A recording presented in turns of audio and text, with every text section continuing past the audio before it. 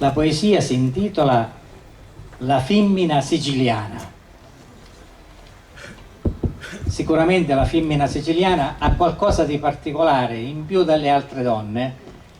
Chiediamo il perché alla nostra poetessa. Buonasera a tutti, sono di Marco Vittoria. Quando ho scritto questa poesia ho pensato proprio al carattere della femmina siciliana, così focosa, così piena di vita, così pronta ad immolarsi nei confronti della famiglia, dei figli, un po' guardando anche mia nonna, insomma, venendo da Leccara Friddi, perché io sono originaria di Leccara Friddi, vedendo i miei antenati, vedendo come proprio veramente si facevano in quattro nei confronti della famiglia, dei nipoti, veramente dando tanto di loro stessi. Ho scritto questa poesia che proprio rispecchia quello che è il carattere della femmina siciliana.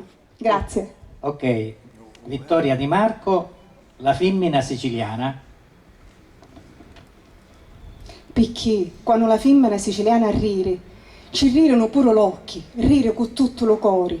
E tu, calata lì, resti rapito, ti senti stunato, frastornato, ti lascia senza ciato. Chi fa curanni sta femmina siciliana? La femmina siciliana non si stanca mai. Cresce le sue figlie con amore, apre il braccia forti, ma lo cuore tenero.